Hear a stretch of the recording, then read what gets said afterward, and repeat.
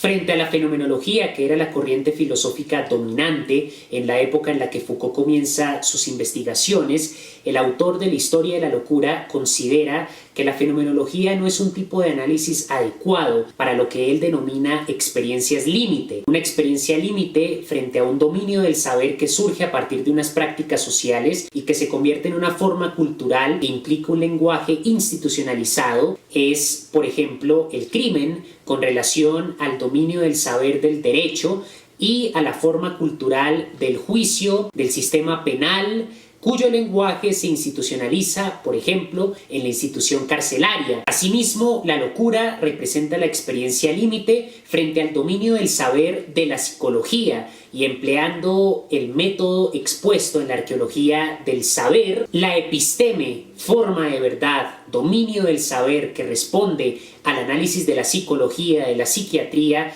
responde a prácticas sociales que comienzan a advertirse cuando la lepra desaparece a finales de la Edad Media en el mundo occidental, y al desaparecer el leproso, el loco se perfila como el nuevo objeto de la segregación social que va a comenzar con la nave de los locos que describe Foucault en La historia de la locura en la época clásica, y conforme avanza la historia del sistema burgués en el contexto del desarrollo del capitalismo a partir del siglo XVIII, sobre todo en el siglo XIX, cuando el loco se vuelve un objeto de estudio de la psiquiatría, ese dominio del saber de la psicología derivada de las prácticas sociales de segregación que ya se anuncian en el barco de los locos y que alcanzan su expresión institucional en el manicomio, en la clínica psiquiátrica, se convierten en una forma cultural cuyo lenguaje se institucionaliza. Asimismo, hay experiencias límite en el ámbito de la sexualidad y del biopoder, que implica una forma de la cultura asociada a dominios del saber que ha establecido formas de la verdad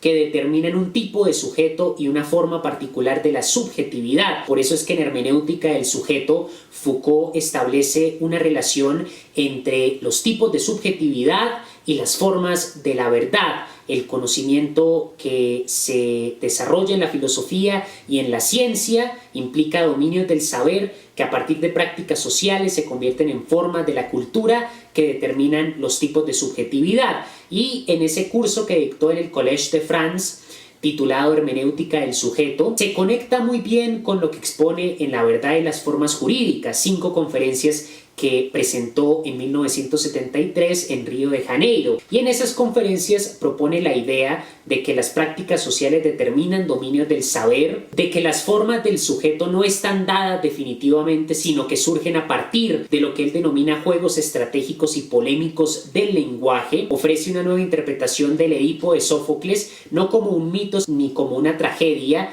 sino como el surgimiento de una forma específica de conocer que va a determinar un tipo de historia y por lo tanto una serie de dominios del saber, unas formas culturales y unos tipos de sujeto, y es la indagación como forma o método de conocer que determina en la historia de la verdad un tipo de ciencia, de conocimiento que va a caracterizar la historia de la verdad en Occidente. En Hermenéutica el sujeto habla de una ontología histórica, de una historicidad de la ontología. En La verdad de las formas jurídicas habla de las formas del saber que se desprenden de las prácticas sociales, particularmente del siglo XVII, XVIII y XIX. Y todo esto se conecta con la crítica a cómo esos dominios del saber, al convertirse en formas culturales, han llegado a ejercer formas de biopoder, formas del poder entendido como una relación social que lleva a la exclusión, que lleva al encierro, al confinamiento, que lleva a un presente donde la sociedad occidental capitalista se revela no ya como una sociedad del progreso, porque en Vigilar y Castigar, por ejemplo, se comienza haciendo el contraste entre las formas de castigo.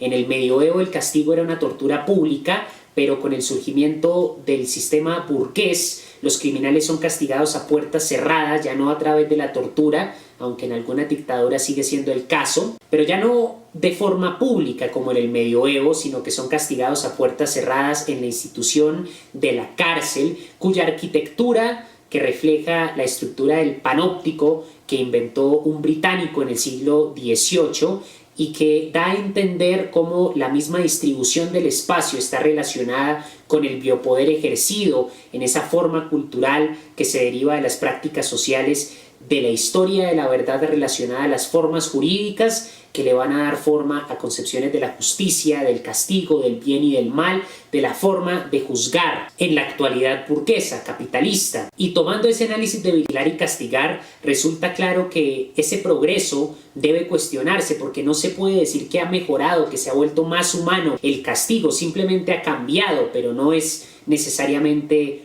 una mejoría, un cambio más humanista, sino que se trata de nuevas expresiones del poder, nuevas prácticas sociales, nuevas voluntades de poder detrás de las voluntades de saber. Y es lo mismo en el caso de la locura. Si bien cuando desaparece la lepra a finales de la Edad Media, hay una actitud particular frente a la locura, en nuestra actualidad la institución de la clínica representa una forma cultural, un dominio del saber, que determina tipos de subjetividad en torno a las definiciones tan problemáticas de lo normal, de lo patológico, que deben cuestionarse. Realmente podemos decir que se ha mejorado respecto a la actitud que se tenía en Grecia, respecto a la actitud que se tenía a principios del Renacimiento con el barco de los locos, ahora en la edad de la psiquiatría, de la psicología, de los fármacos, de las instituciones psiquiátricas. Realmente podemos decir que con el nacimiento de la clínica se ha desarrollado un tratamiento más humano del loco, de la experiencia límite de la locura. Estos importantes interrogantes que plantea Foucault permiten ver la ontología histórica, la historicidad del ser,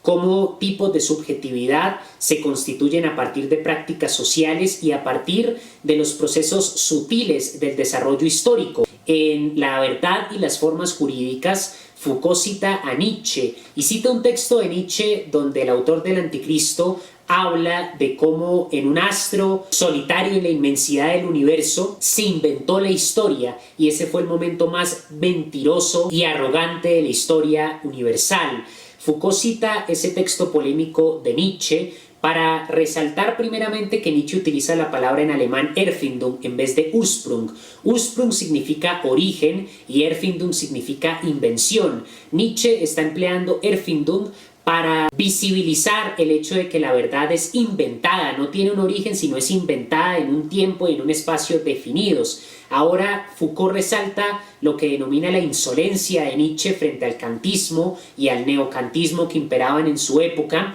en la época de Nietzsche, al referirse a la invención de la verdad en un espacio y en un tiempo determinado. Si la verdad es inventada, los tipos de subjetividad también son condicionados por esas prácticas sociales que inventan las diferentes formas de la verdad según la época. Y ese análisis de la historia desde las sutilezas, de las invenciones, de ciertos dominios del saber, de ciertas formas culturales, de ciertas prácticas sociales y tipos de subjetividad, de una cierta historicidad de la verdad y de la ontología misma del ser, le va a permitir a Foucault hablar en la última etapa de sus trabajos con la historia de la sexualidad, de una estética de la existencia. Y este último planteamiento de una estética de la existencia, de vivir la vida propia como una obra de arte, se desprende no solo de la reflexión filosófica de Foucault, de su trabajo académico, sino de sus experiencias de vida. El biógrafo James Miller, que publicó La pasión de Michel Foucault,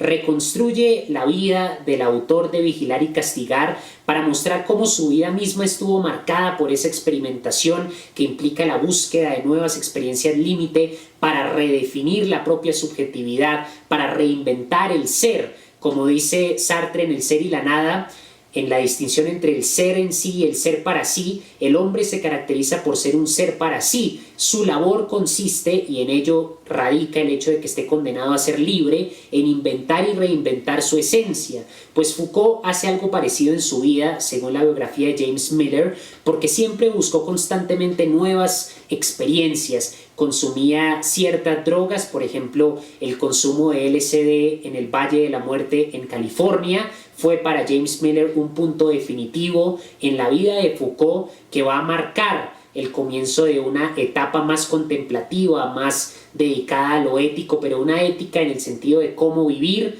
de una ontología, no tanto sin dejar atrás, desde luego, pero no tanto enfocado en la crítica social, sino más en otros ámbitos más propiamente filosóficos con respecto a la estética de la existencia y a la forma de vivir. Esos temas deben conectarse a experiencias concretas que tuvo Foucault, porque contrario a lo que Foucault dice en su debate contra Chomsky, las experiencias vitales de un filósofo sí deben verse a la luz de su obra. Su obra es el resultado invariablemente de esas experiencias de vida, y también la obra, el pensamiento, el tipo de filosofía que se desarrolla también puede llegar a determinar el tipo de vida que se vive.